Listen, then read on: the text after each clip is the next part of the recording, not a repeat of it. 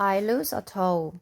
I ran home, grabbed the jacket and the cinnamon rolls, and sat on the front steps waiting for Uncle Jack to pick me up and take me to the cinnamon house. When Uncle Jack pulled up, he was as calm as usual, but he seemed less toothy. So in the car, I asked him if anything was wrong. "It's your friend, Miss Bowser," he said.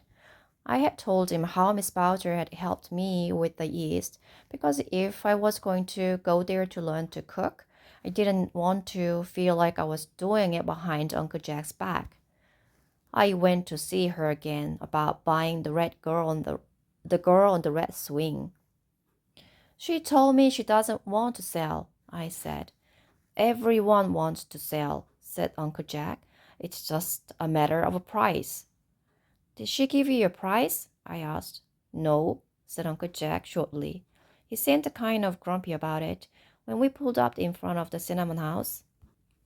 I started to tell him how Miss Bowser liked the girl on the red swing and was a good cook, at least judging from her waffles.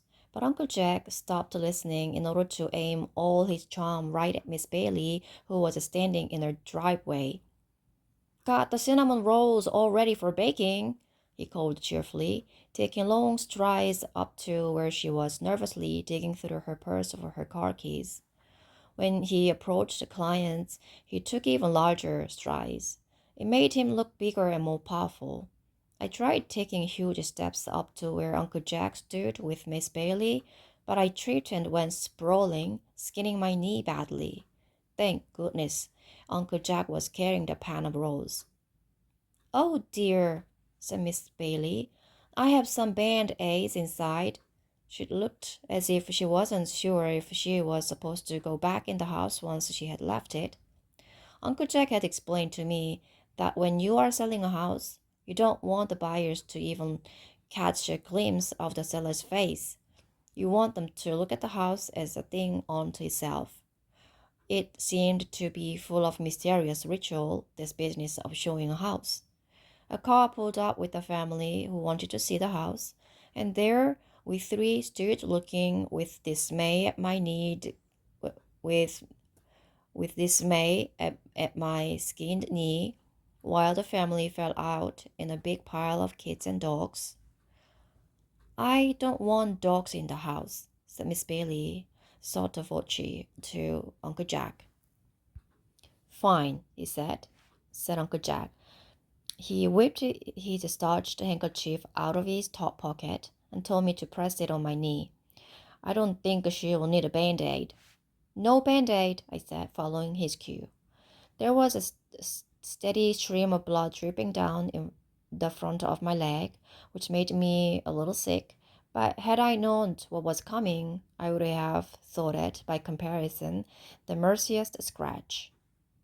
"I just got the carpets cleaned," said Miss Bailey, eyeing my leg wearily, which sounded cruel and self-serving, but I figured it slipped out. "I'll wait out here," I said, and hobbled to lean against Uncle Jack's car. Miss Bailey smiled and got into her own car. She seemed anxious to get away and have her house shown. Uncle Jack went long Uncle Jack went long striding up to the prospective buyers and shook their hands, greeted the children, and they patted the pets. Then he told the parents that the carpets had just been cleaned with chemicals that might be toxic for animals. The parents frowned and said, "Oh, what about the children?" Uncle Jack said jovially, "Are they apt to lick the carpet?" Everyone laughed, and my mother said, "No, in case there was any doubt on that score." Then there was more nervous laughter. The kids put the dogs back in the car, and the family went bouncing into the house. I stood outside and waited patiently. It seemed to me that we ought to be able to see a house in 10 minutes, 15 at most. If I was going to buy a house, I would know the second I walked in the door whether or not it was the house for me. But I stood there for 20 minutes, tapping my toes. I didn't even have anything to read, but I found a stack of Uncle Jack's listings on the car seat, so I looked at those. I was interested to see that the cinnamon house was the cheapest of all the houses he was selling. I knew Uncle Jack got a percentage of the final selling price, so I thought it was strange that he was concentrating so hard on the cinnamon house when it was so cheap. Finally, I took the handkerchief off my knee. It had stopped bleeding, but it was pretty raw. After half an hour, I considered going into the house to see what Uncle Jack was doing, but decided that might annoy him, especially if he was closing a hot sale or something. To kill time, I practiced taking huge strides back and forth across the street. It did make me feel bigger and more powerful. I was in the middle of practicing a large stride in the road when I felt it trickle down my leg. My knee had started to bleed again. I bent over to put the handkerchief on it, and when I started to straighten up, I heard the long blast of a truck horn and saw big wheels. Then, nothing. When I woke up, my first thought was that I was dead. There was a lot of bright light and an awful lot of noise. Compared to the comatose silence I had been in, it was an unbelievable racket. This must be hell, I thought, because in heaven, surely they try to keep the noise down. A man leaned over me and said, "Primrose?" I blinked just like the heroines in the movies. I could dimly make out some man peering at me over the shoulder of a worried-looking woman who was doing things to my wrist. I yanked my wrist away because who knows what someone's going to take it into their head to do to your wrist in hell. Primrose, the voice came through a little louder. Huh? I asked. I'm Dr. Sachs, and you're in Comox Hospital. Do you remember how you got here, Primrose? My foot hurts, I said, thinking that this was my very vital information, and maybe he ought to start there. What do you remember, Primrose? Where is Uncle Jack? Do you remember the accident? There was a truck, I said. I was quite pleased with myself for remembering this. Your uncle is downstairs in the cafeteria getting some coffee, said the nurse. You've given him quite a day. I'll go fetch him, shall I? It seemed strange to me that she said, "Shall I?" You hardly ever hear someone use "shall" anymore. Primrose, said Dr. Sachs, patting my wrist. There was a lot of wrist patting going on. Are you drifting? No, I'm fine, I said and smiled weakly. The nurse returned to say that she had sent on Undering to fetch Uncle Jack. Without another word, but a noble, terribly important things to do look, Dr. Sachs walked out. I thought you sure could tell who's who in the hospital by who felt they had to explain their comings and goings. I was also thinking that I was thinking a lot of things, so I guessed that whatever else, I hadn't injured my brain. My foot hurts, I said to the nurse again. I thought they must surely be able to give me a Tylenol or something. You have injured your foot. You are very lucky, said the nurse. Thank you, I said, because in scary situations I always think it is a good idea to be polite. Where was Uncle Jack? I wanted Uncle Jack right now, and I really wanted the nurse out of the room. I was beginning to feel a little wild about it, and also for some reason sick to my stomach. Just as I began to feel very, very funny, Uncle Jack appeared in the doorway. He was as calm as always, but he wasn't smiling. He got right to the point and explained that the truck had swerved to try to avoid my foot, but my baby toe was gone. Then there was an embarrassing period during which I threw up several times in a bedpan. After they had given me a pill, I said, "How could a truck hack off my baby toe and leave the rest of my toes intact?" This hardly seemed likely to me, but on the other hand, it wasn't the type of thing someone would make up. I don't know, Primrose. It just did. You also had a bad concussion and were unconscious for a while. We had we had you airlifted to the Comox hospital, and you will have to stay here until you are well enough to convalesce in Coal Harbor.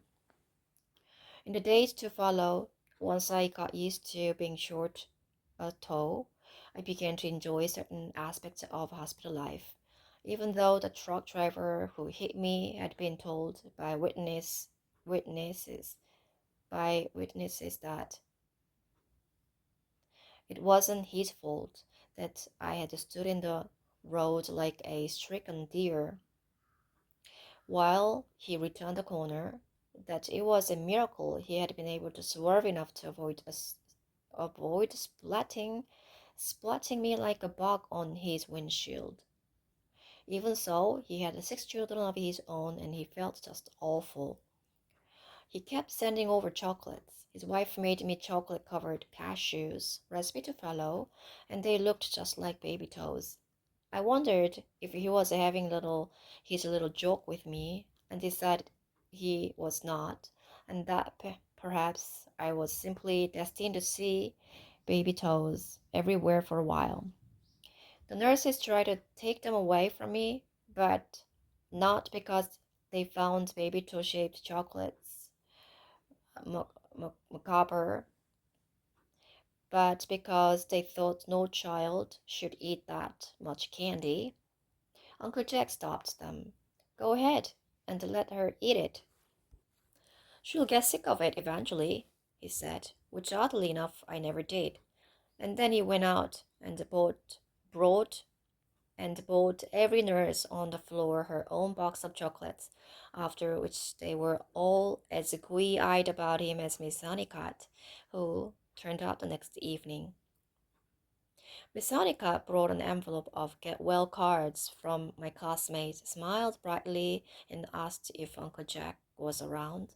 But I had to disappoint her because he was back in Coal Harbor trying to sell houses.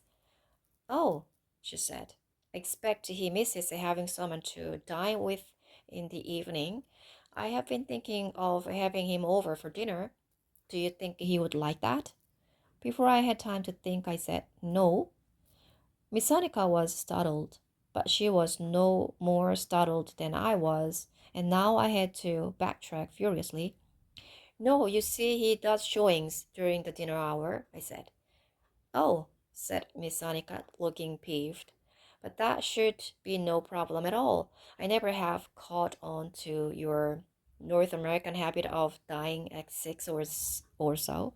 I eat at 8 or often not until 9 o'clock. I would think he would be pining for little adult company, just as I think you would have discovered by now that you would really be happier in a more traditional home environment. Don't worry, Miss Honeycutt. Both Uncle Jack and I know that my parents will be returning before long.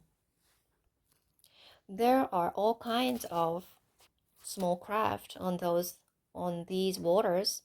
It's just a matter of time before they are spotted on their island. Don't you think you ought to give that up? Asked Miss Honeycutt sharply.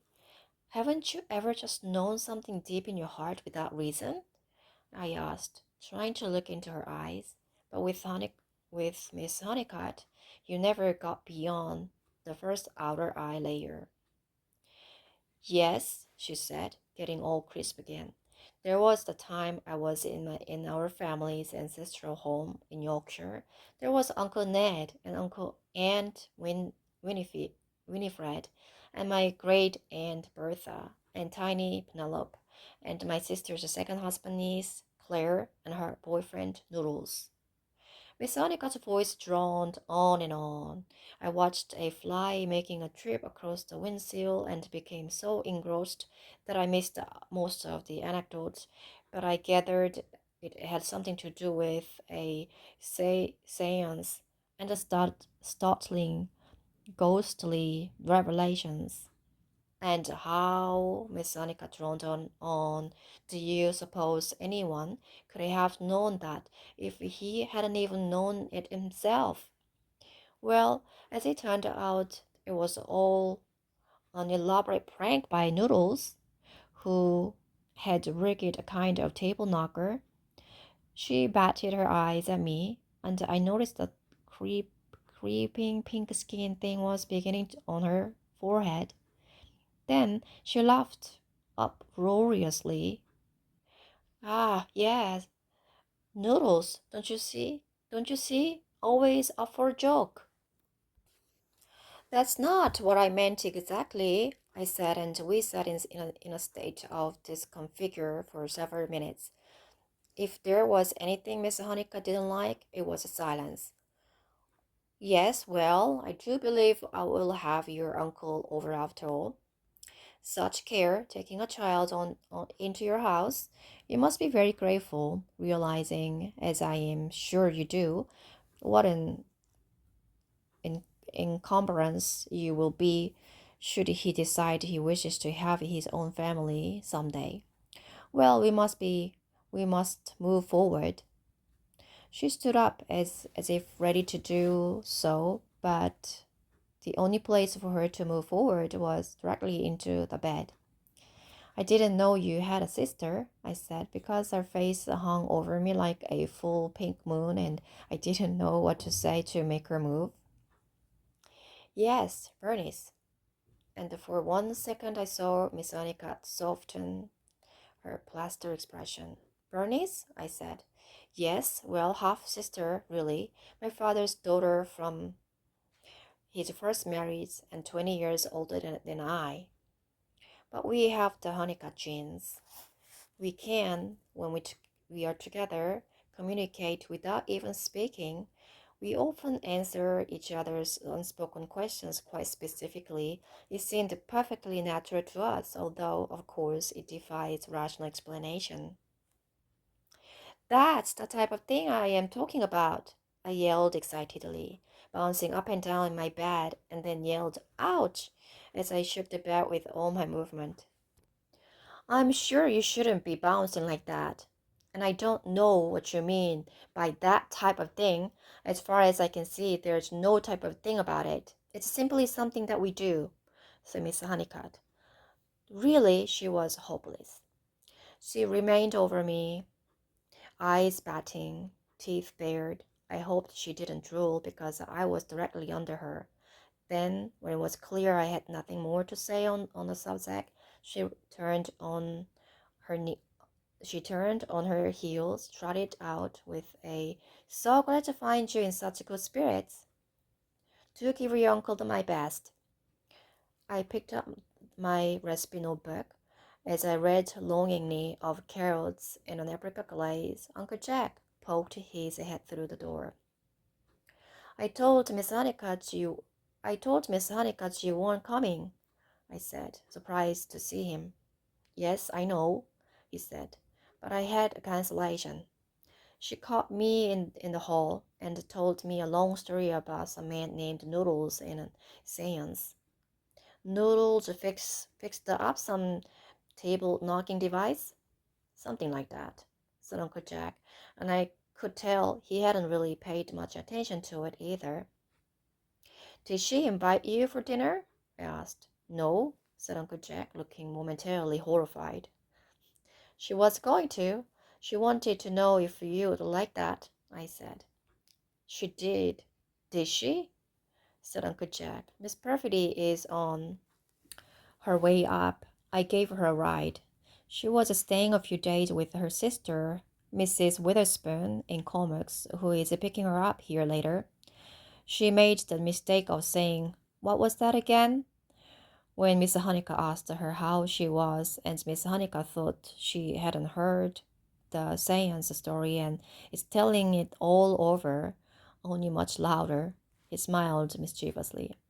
As if on cue, Miss Perfidy appeared in the doorway, looking annoyed and bedraggled.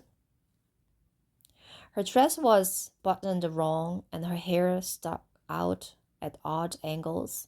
Uncle Jack pulled a chair out for her, and then said he was going to go get some coffee and offered to get something for Miss Perfidy, who wrinkled her nose and said, Thank you, no.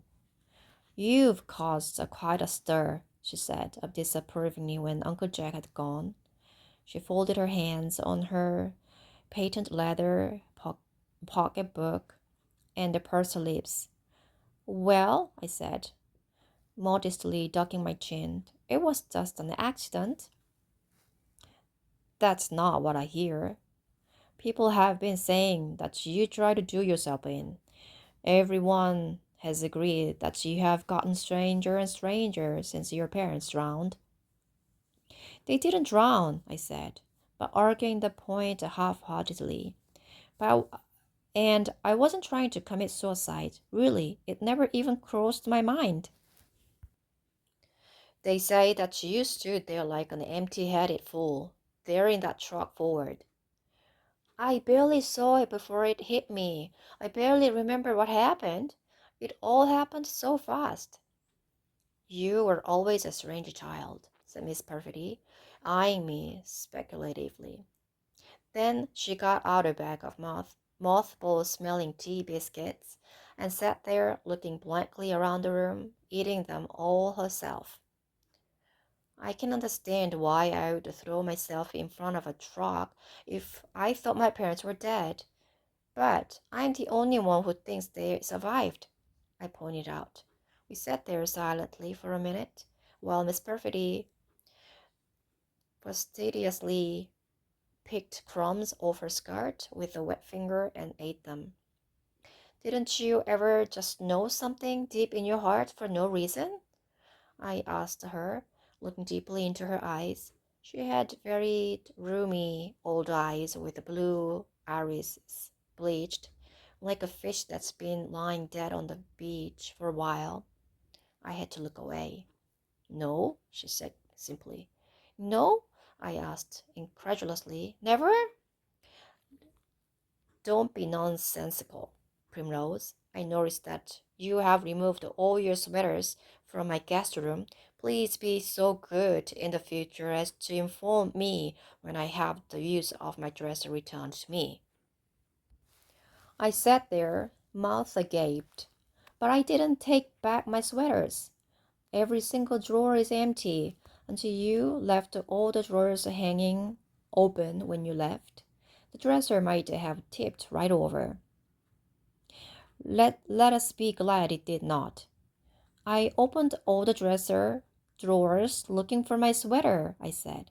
I meant to ask you where you had put them. I thought you had moved them. This was serious. What do you think could have happened to them? Moth, said Miss Perfidy. I try to imagine the army of moths necessary to do away with the 6 heavy wool sweaters. Oh, Miss Perfidy, I said, I don't think so. Very well, Primrose, said Miss Perfidy. Then what do you think happened to them? She sat there in the ladylike way I guessed she had been brought up, ankles crossed, hands folded in lap, back straight as a ramrod, making the most ridiculous suggestions. I did not know how to suggest to her what I was thinking. Miss Perfidy, you remember how you have been having trouble with your memory? I said at last. I have told you before, said Miss Perfidy, I have no trouble remembering what has happened. I merely have more memories than actual experiences. It isn't at all the same. No, I said, illuminatively. Then you don't remember anything happening to my sweaters? Certainly not while I was there, she said. We sat in silence. I offered Miss Perfidy a chocolate toe, and she refused. Chocolates? At this hour, your uncle should take them away. In my day, children were allowed only milk and digestive biscuits at this hour. Where my sister and I grew up on my uncle's coffee plantation in Africa, you can bet we weren't allowed chocolates before bed. We spent the rest of the time talking about Africa. Miss Perfectly knew quite a bit about Africa. Of course, in later years, I discovered that she had never been out of Canada, but at the time it was quite engrossing. Is this the sister you are visiting in Comox? I asked. The ones who gave you the crepe pan? Crepes are nothing but pancakes, said Miss Perfidy. I don't have an answer to this, so we sat silently.